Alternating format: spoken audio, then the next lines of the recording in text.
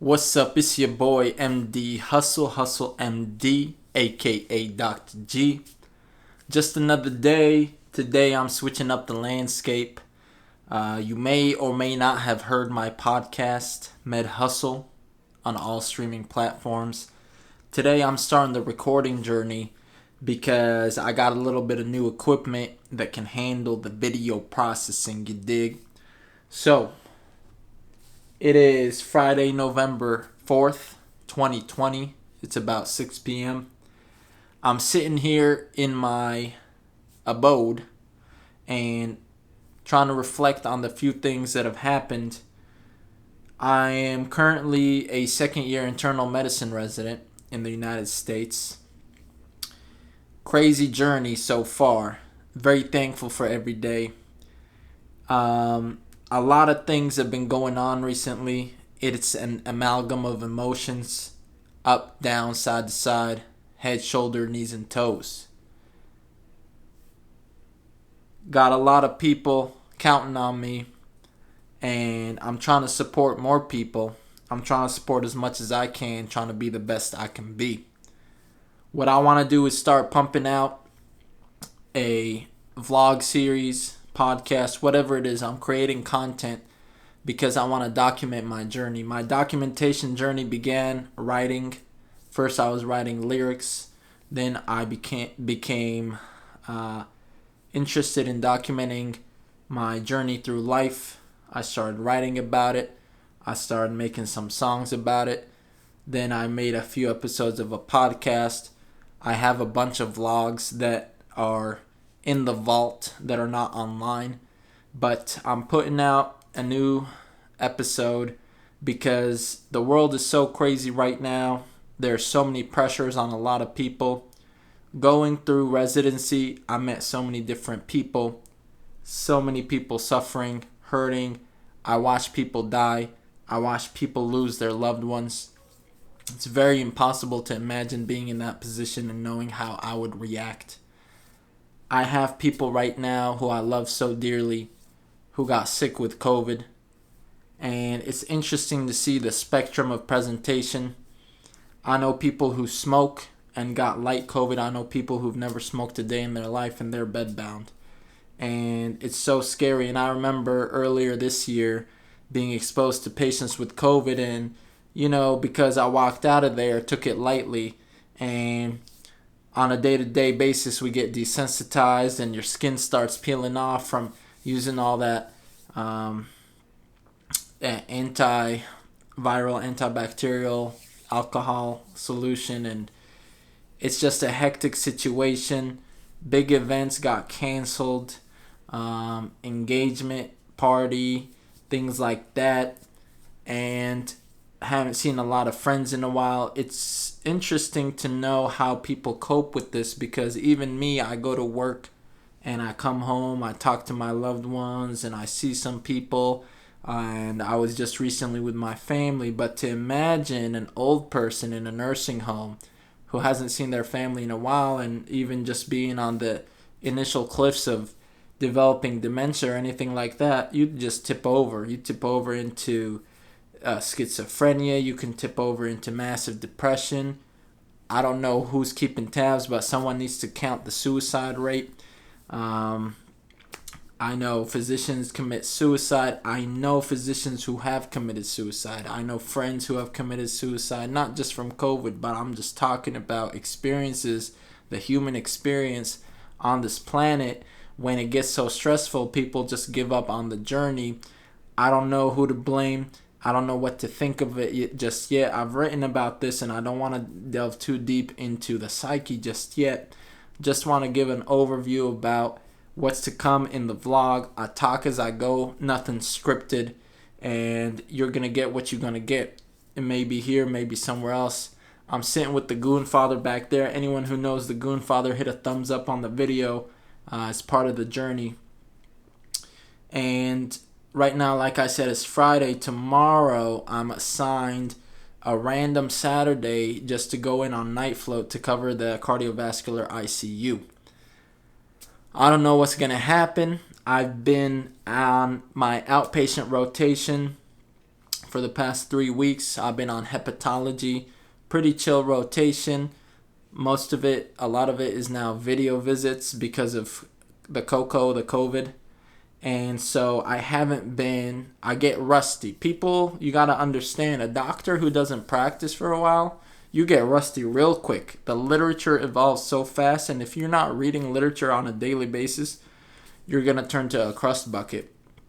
So my goals are to share the journey. I'm going to upload retrospective videos of the past. I have a video of the first day of residency in the vault that I'm debating on sharing on my way to residency. The emotions there.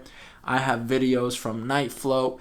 I have videos from just the journey, the medical school journey, so many things that I would love to share and put out to the world, because the reason I'm doing this is for multifactorial reasons. One of them is a selfish reason, which is to have on the internet my journey, my development. I can look back, see my younger days, see how I was thinking. So it's basically just developing milestones for my own evolutionary process. Another thing is, if I have kids in the future, they can watch that. A third thing is, if there's anyone out there trying to be a doctor, pre-med, medical school, already a doctor, they can enjoy and listen, and hopefully I can motivate some people to crunch through this journey, because the growth curve on it is very steep and it's very worth it. And it's very hectic, but oh so worth it, because you just grow more than you can imagine. What I need to do personally is buckle down, build a schedule, and start reading strategically as I anticipate to move towards third year of residency. I'm able to pick up some large amount of patients, no problem. I just need to know how to get the minutia, the details, just to work up very difficult cases. I enjoy those very much. So I'm going to read Harrison's, continue to read that. It's a very dense, that's the Bible of internal medicine. It's called Harrison's Internal Medicine textbook. Even Dr. Fauci is one of the authors. So that's a piece of the pie. I'm staring at it right now. It's Friday though. I'm going to try to manage developing my medical persona into the digital arena, because that's just where we're headed 2020. Nothing's predictable. Bitcoin's back up at 14K. Pokemon cards are popping. I've made some investments in those arenas, but on the residency level. So, we just trying to maximize our efforts and maximize the joys that we can offer to people around us. And at the end of the day, what I've realized from times of having money, times of not having money, times of having a lot of friends, times of having no friends, times of being healthy, times of being sick, what really matters at the end of the day is having just a few people you love so much, and you just maximize that love, and you take care of each other, and you just try to grow it and nurture it. And that is the ultimate joy of life. And then everything else is just details. Everything else doesn't really matter. You could get into hobbies and things like that, collections, but all of that at the end of the day is just stuff. When you got a lot of stuff, you could enjoy it, but enjoy the experience. Enjoy it all. Enjoy the moment. Put the phone down when you're in nature. If you just soak it in. So many moments are not soaked in.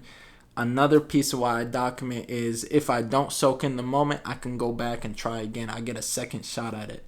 So I encourage everyone to document the journey, because I know friends who have died, and thinking about it, I can't look up anything about them. I can't hear their voice again.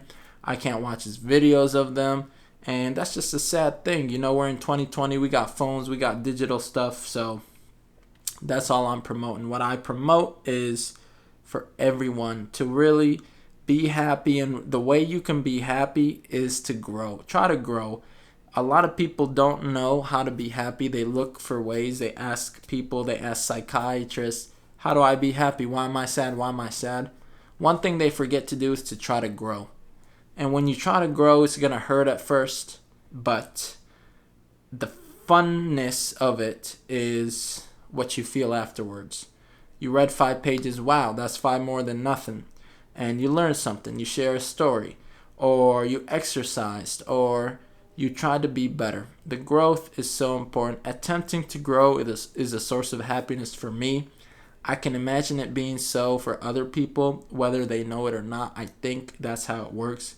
When you attempt to grow, you find happiness because happiness is a result of meaning. You find meaning. What is meaning? Meaning is waking up with a purpose, and the purpose, if you don't have a job, is what am I going to do? Make yourself better. Make yourself better. And we can all help each other get better. Don't criticize, minimize criticisms, see the best in people, give people an opportunity to try again. Don't count anybody out. And I want to tell you, anyone who's pre-med or med school, I was counted out so many times at so many levels of opportunities. They counted me out many, many, many times.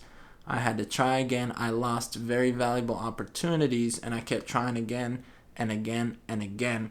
And now the fruits of the labor are manifesting slowly but surely. It's just a matter of hard work. It will get recognized. And that's kind of a few things I have to say. Family is so important.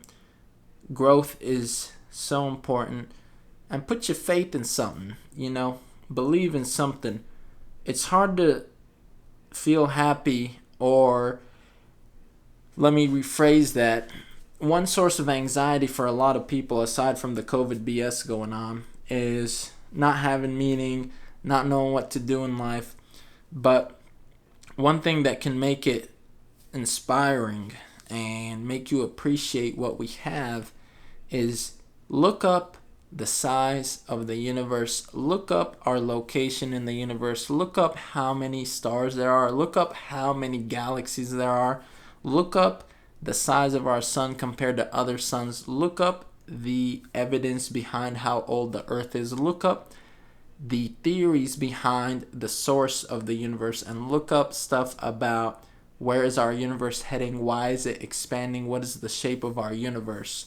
And last but not least, look up the fact that out of our entire known universe, only 4% of it is matter made up of atoms, and the 96% is really invisible stuff that we do not have a clue what's going on. When you know that, you may feel weird at first, but it gives you an opportunity to really put things into perspective, especially if you're sad, if you're depressed. Before you pull the trigger on yourself, before you try to say it's not worth it, realize we're still at 4% of our known universe, and there's so much to look forward to, so much to be optimistic about. And when one thing doesn't go right, it's not the end of the world, and you can do it. You can keep it moving. Find someone to support you. Find someone you can love on. And it's all good. It's all good. And I'm saying this, very stressful weeks in the past. Residency is stressful, but it's a blessing. You try to see the blessings, and you have to just enjoy the moment that you can walk. You can urinate without pain. You can poop without pain. You can eat without pain, because the opposite of all that, I see that every day. People who can't eat, they got feeding tubes in their stomach, they got Foley catheters in their urethra, they got rectal tubes just to help them poop, they got surgeries, they got amputations. You see all that in the hospital. And when you see that on a day-to-day basis, it doesn't make me sad, but it makes me very appreciative of the little things, and the BS in life stops mattering.